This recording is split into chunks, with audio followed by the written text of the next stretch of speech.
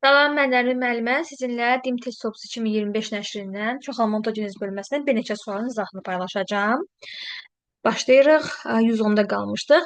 Eyni budaq üzərində yerləşən və eyni sortdan olan, lakin müxtəlif sortların tozcuqları ilə. Deməli, tozcuqlarımız fərqlidir. Tozlanmış armudlar bir-birindən nə ilə fərqlənəcək? İndi tozlama prosesində iştirak edir tozcuq dənəsi. Bax, bu dişicikdir. Dişiciyin bax bu yumurtalığının böyüməsindən inkişaf edir meyvə yanlığı. Dişiciyin də yumurtalığının içərisində yerləşir bir və ya bir neçə yumurtacıq. Bu yumurtacıqdan da inkişaf edir toxum. Toxumun da üç hissəsi var. Bax bu o divarından, yumurtacığın divarından inkişaf edir toxumun qabığı.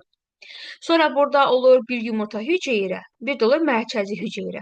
Yumurta hüceyrə ilə burada tozlanmadan düşən tozcuq dənəsinin içərisində inkişaf edəcək sperminin biri mayalayır yumurta hüceyrəni və buradan yaranır zigot. Və burada mərkəzi hüceyrə ilə də spermin o birisi mayalanmasından yaranacaq 3 N xromosom dəsti, hansı endospermə başlanğıc verəcək.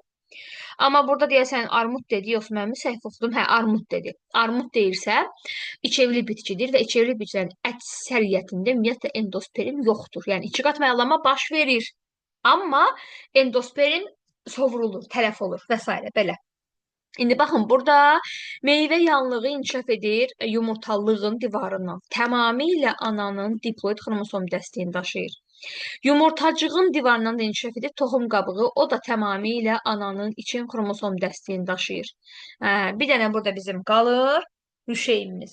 Yəni, toxumun rüşeymi ən dəqiq olaraq toxumun rüşeymi artıq hansı sperminə mayalanıbsa, orada artıq genetik fərqliliklər yaranacaq. Yəni, indi burada cavab rənglərinə, dadına, toxumlarına, ətrinə və s. görə deyirsə, meyvənin dadı onun meyvə yanlığı ilə əlaqəlidir, yəni ana bitkidən asılıdır. Ətri, yenə rəngi, yetişmə mövsümü və s. Amma toxumlarına görə, çünki artıq toxumda spermində qarışığı var, yəni genetik qarışığı var deyə artıq toxumlarına görə bir-birindən fərqlənəcəklər. Yəni toxumun da hansı hissəsindəsə ən dəqiq deyəcəyik ki, toxumun da ziqotdan inkişaf edən rüşeymi bir-birindən fərqlənəcək. Çünki toxum qabığı eyni olacaq yenə. İçi evli bitkinin yalnız bir qisminin çiçəklərində tozcuq borusunun əmələ gəlməsini nə ilə izah etmək olar? İçi evli bitkinin. İçi evli bitki nədir? Bir bitkidə burada dişi çiçəklər var. Tamamilə fərqli bir çiçəkdə, bitkidə üzr istəyirəm, erkək çiçəklər var. İçi evli bitkinin yalnız bir qisminin çiçəklərində, yəni yalnızca dişilərin çiçəklərində tozcuq borusu əmələ gələcək. Tozcuq borusu əmələ gələcək. Vəssalam, izahını da deyə bilərik ki, içevli bitkidə bir bitkinin üzərində ya erkək və yaxud da dişi çiçəklər olacaq. Tozcuq borusu tozlanmadan sonra dişinin sütuncuğunda əmələ gəlir. Və dişicik də yalnızca bəzi bitkilərdə olduğu üçün elə ona görə də bəzilərinin tozcuq borusu əmələ gələcək. Cavabımız bu. Burada görək nə var? Tozcuq dənəsinin cücərməsi və toxumun əmələ gəlməsində yalnız dişi bitkidə getməsi. Yəqin ki, bu olacaq variant. Yumurtalıq və tozluğun bir çiçək yerləşməsi yox. Bu artıq iki cinsli çiçək oldu. Hətta bir ev olacaq mütləq şəkildə. Tozcuq dənəsi və yumurta hüceyrənin bir bitkinin yox. Bu da bir evli oldu, iki evli olmadı. Tozcuq dənəsinin əmələ gəlməsi və mayalanma bir çiçəkdə. Bu da yenə iki cinsli oldu. Tozcuq dənəsinin və meyvənin bir çiçəkdə. Bu da yenə nə oldu? İki cinsli oldu. Amma bizə lazım idi ki, iki evini axtaraq tapaq. Davam edirik. 112. Çiçəkli bitkinin iki qat mayalanma zamanı mayalanmada bilavasitə iştirak edən hüceyrələrin xromosomlarının cəmi 77-dir. Deməli, iki qat mayalanmada iştirak edir nə?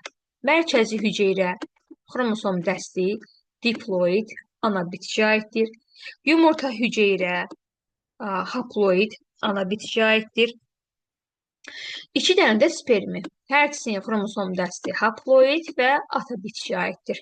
İndi burada bizə deyir ki, yumurta hüceyrənin xromosom sayı 21-dir. Yumurta hüceyrə, yəni ananın eni bərabərdir 21-ə. Deməli, mərkəzi hüceyrə ananın 2 eni bərabərdir 42-yə. Bu da deyir ki, bu 4 dənə hüceyrədə cəmisi 77-dir. İndi burada 42 üstəcə 21 bərabərdir 63. Bu 77-dən 63 çıxanda qalır 14. Deməli 14-ümüz bərabərdir bu 2 dənə sperminin xromosom yığımına. İndi burada da bizə spermilləri indi cəm şəkli çizilir. Əgər spermi desəydi 7 götürəcəkdik. Amma spermilər deyir deyə cavabımız elə 14. Burada da yumurta hüceyrənin xromosom dəsti 21-dir. Yəni baxın eyni verilənlərdir. Yumurta hüceyrənin xromosom dəsti 21-dir. Ata və ana biçinin diploid xromosom dəstini istəyir. Ananın diploidini burada yazmışıq, onsuz da 42-dir. Atanın da diploidi 2 bərabərdir 14-dür. Onsuz da bir yuxarıdakı məsələdə onsuz da tapmışdıq. Başa düşməyən 112-ni bir də başdan başlasın, izahına baxsın. 113-dən yəni eyni test, sadəcə fərqli cavab soruşur. Şərt başlanğıcı eynidir, verilənlər eynidir, belə deyək. Göstərilən orqanizmlərdən hansının əmələ gəlməsi zamanı yaranan nəslin fərdlərinin irsi məlumatı ana fərdinkilə tam oxşar ola bilər. Cavab erkək bal arısı. Çünki yexitlə xanı balığı, çöl göyərtini, ada dovşanı hamısı yalnızca cins yolla çoxalır. Və bu cins yolla çoxalmada iki qametin birləşməsi ilə baş verən cins çoxalmadır. Yəni həm ana, həm də atanın irsi xüsusiyyətlərini daşıyacaq. Amma erkək bal arısı partogenez yolla əmələ gəlir. Yalnızca ana orqanizmin, bitki dedim, üzr istəyirəm, ana orqanizmin, ana fərdin xüsusiyyətlərini daşıyacaq. 115. Erkək heterogametliyə. İndi buradan yazıram mən. Erkək işarəsi. Yanında da heterogamet x edilir. Malik diploid, deməli içendir. Və iki evlidir. Deməli, burada bir bitkimiz bizim erkək bitkidir. Digər bitkimiz dişi bitkidir. Hamısını çəkdik, yazdıq. Çiçəkli bitkinin cinsi çoxalması zamanı mərkəzi hüceyrənin mayalanmasında Y xromosomu daşıyan sperm iştirak edərsə. İndi mərkəzi hüceyrə ananındır. İndi biz burada dedik ki, erkəkimiz XY-dir. Mərkəzi hüceyrəmizin xromosom dəsti, mərkəzi burada yazaq. Mərkəzi hüceyrənin xromosom dəsti diploiddir. Və biz də deyirik ki, həmişə N-in qarşısındakı rəqəm bizə cins xromosomun sayını göstərir. Və erkəyimiz heterogametsə, dişimiz deməli homogametdir. Yəni burada 2 dənə cins xromosomun ikisi də X-dir. Və bu mərkəzi hüceyrə mayalayır, bir dənə də Y. Yəni mərkəzi hüceyrələrinin genetik, yəni cinsi xromosomları olacaq X, X, Y. Vəssalam. Əmələ gələn bitkidə. Deməli, indi burada nə deyirik? Bu bizim endospermimizdirsə və biz spermi harda əmələ gəlir deyirik. O tozcuq borusunda bilavasitə mitoz bölünmə nəticəsində və bunu da siz dəftərinizə qeyd olaraq yazın ki, bir toxumun əmələ gəlməsində iki sperminin genetik xüsusiyyəti heç bir halda fərqli ola bilməz. Yəni, yenə də üzr istəyirəm ifadəmə görə mutasiya baş vermədiyi halda. Mutasiya baş vermədiyi halda fərq ola bilməz. Yəni, o iki sperminin xromosom dəsti, xromosom yığımı, hətta o xromosomlarda gen ardıcılığı və s. nukleotid ardıcılığı %100 eyni olmalıdır. Çünki mitoz bölünmədən əmələ gəlir. Yəni, ona görə də o iki spermi belə deyək də, Ruşen hissəsində daxilində fərqi yoxdur ki, mən gedib yumurta hüceyrəni mayalamalıyam mütləq. Fərqi yoxdur. Hansısa biri təzad nəticəsində hansısa biri mayalayacaq. Çünki iki spermin genetik xüsusiyyəti, yəni mutasiya baş vermədiyi halda %100 eynidir. Demək ki, burada da əgər mərkəzi hüceyrəni Y cins xromosomlu sperm mayalayıbsa, deməli yumurta hüceyrəni də Y cins xromosomlu sperm mayalamalıdır. Dişimiz də homogamet olduğu üçün, deməli yumurta hüceyrəsində də X-dir. Deməli XY cinsi xromosomlu bir fərd inkişaf edəcək və bizə də yuxarıda demişdik ki, erkək heterogametdir və burada da heterogamet orqanizm yarandısa, deməli erkək orqanizmdir. Əmələ gələn bitkidə, deməli erkək bitkidir. Tozcuq dənəsi əmələ gələr, A bəndi, vəssalam. Çünki tozcuq borusu dişidə iki cinsli ola bilməz. Əgər bitki öz içevlidirsə, heç bir halda da iki cinsli bir çiçək əmələ gələ bilməz. Yəni normal şərtlərdən söhbət gedir. Rüşeym hissəsi dişidə, öz toz zamanı olması üçün də içevli, o üzüm iki cinsli hətta çiçək lazımdır. Bu da alınmayacaq. Bu da getdi. Davam edirik. Test nömrə 116. Səhifəmizi aşağı indirə bilsək. 116. Erkək fərdləri heteroqamit olan diploid şəkli bitkinin cins çoxalma prosesində mərkəzi hüceyrənin mayalanmasında X cinsi xromosomu daşıyan sperm iştirak edərsə.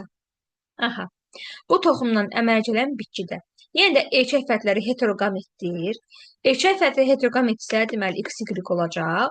Bayaq biz Y üzərindən getmişdik, burada da X üzərindən gedirik. Yəni sperminin xromosom dəsti mərkəzi hüceyrənin mayalanması X xromosomu daşıyan spermi. Hə.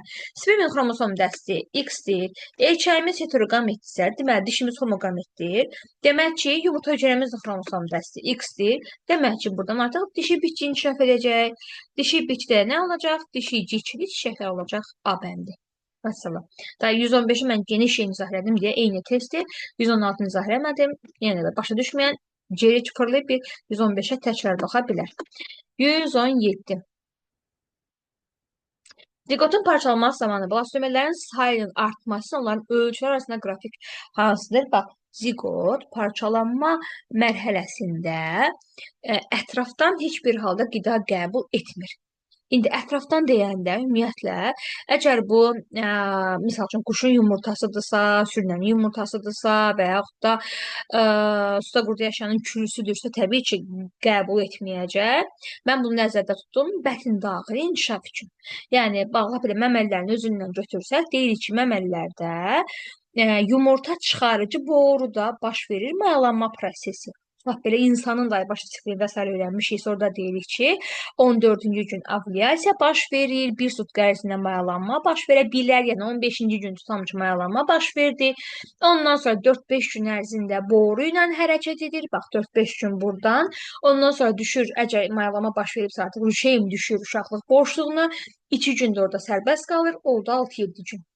Yəni, bu 6-7 gün ərzində bətn daxili inkişaf olsa belə, o ziqotun bölünməsi, parçalanması nəticəsində əmələ blastomerlər xaricdən və yaxud da anadan heç bir qida maddəsini qəbul etmir. Yalnızca özdə topladığı, yumurtada topladığı sarlıq hesabına qidalanır. Və qidalanmaq da nə deməkdir? Yəni, enerji olaraq ondan istifadə edir. Və enerji olaraq da sərf edilsə, təbii ki, sarlığın miqdarı azalır. Yəni, blastomerlərin ölçüsü azalır, blastomerlərin sayı artır. Yəni, misal üçün də biz quşun yumurtasını adi gözlə görürük də, misal üçün deyirəm, bax, bu boyda bir yumurtadır, düzdürmü? Bu boyda bir yumurtadır, sındırıram evdə, yeyirəm, yumurtadır. Və yaxud da heç bir fərqi yoxdur. Bu yumurtanı yumurtlayan bir toyuq, yəni bunun anası başqa bir yumurtanı yumurtlayır. Eyni, bu boyda yumurtadır. Yəni, mən bunu sındırıb yesəm, yenə bir dənə yumurtadır, hüceyrə görəm. Və yaxud da mən onu toyuğun altından götürməsəm, üstündə kürt yazsam, misal üçün rəqəm olaraq atıram, bir aydan sonra buradan bir cücə çıxacaq. Cücə artıq çox hüceyrəli orqanizmdir.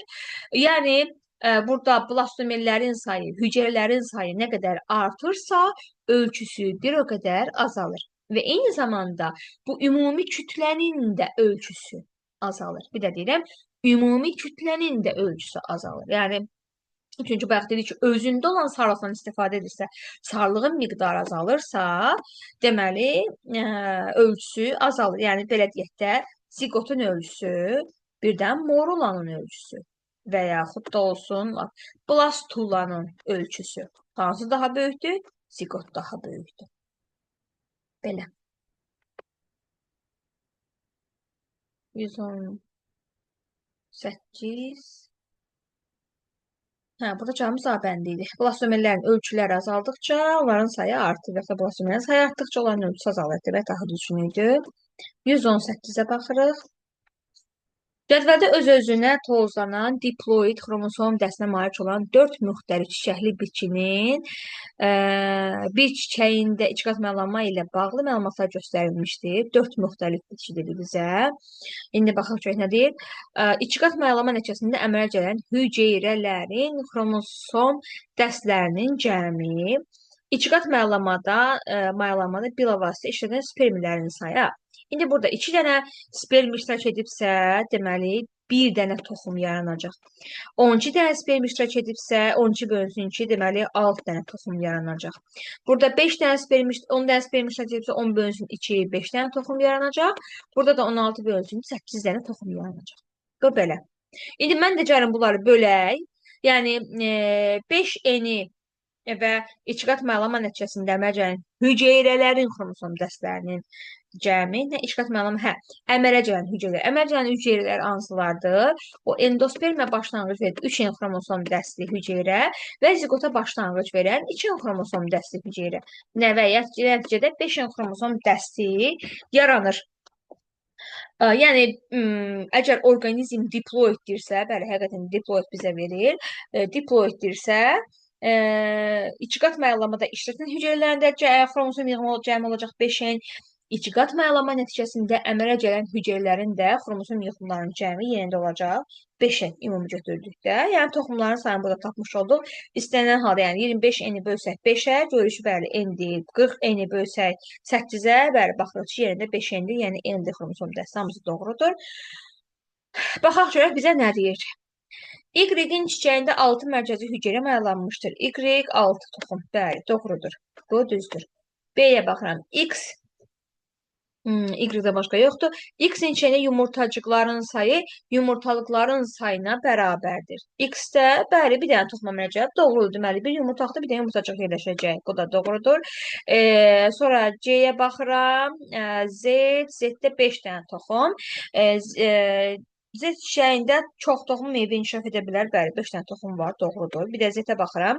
Z-in çiçəyində mayalanmada 5 yumurta hüceyrə iştirak etmişdir. Bəli, bu da doğrudur. Q-də bizə deyir ki, mayalanmada 8 yumurta hüceyrə iştirak etmişdir. Q-də 8 yumurta hüceyrə iştirak etmişdir. Bəli, bu da doğrudur. Mən harada səhv işlədim? X-də.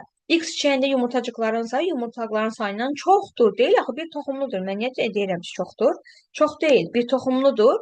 Sayı bərabərdir. Sayı bərabərdir. Yəni B bəndi səhvdir.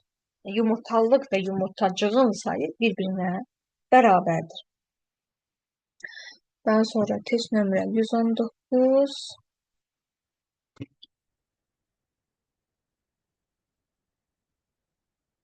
Hansı doğrudur? Toxum meyvə yanlığının daxili divarından əmələ gəlir. Xeyr, toxum yumurtacıqdan əmələ gəlir. Toxumun rüşeymi ziqotdan inkişaf edir. Bəli, doğrudur. Toxumun rüşeymi ziqotdan inkişaf edir. Düzdür. Meyvə yumurtalıqdan əmələ gəlmir. Elə meyvə yumurtalıqdan əmələ gəlir. Toxumun ləpələri mərkəzi hüceyrədən inkişaf edir. Toxumun ləpələri yox, rüşeyimlə inkişaf edir. Toxumun köküyü yumurtacıq divarından inkişaf edir. Toxumun köküyü də rüşeym kökdən inkişaf edir. Cavabı B bəndidir. Hansı doğrudur? Toxumun ləpələri mərkəzi hüceyrədən inkişaf edir. Yox, rüşeymlə inkişaf edir. Toxum meyvə yanlığının daxili divarından əmələ gəlir. Meyvə yanlığının daxili divarından xeyr, yumurtacıqdan əmələ gəlir. Rüşeym mayalanmış mərkəzi hüceyrədən əmələ gəlir. Yox, mayalanmış yumurta hüceyrədən əmələ gəlir.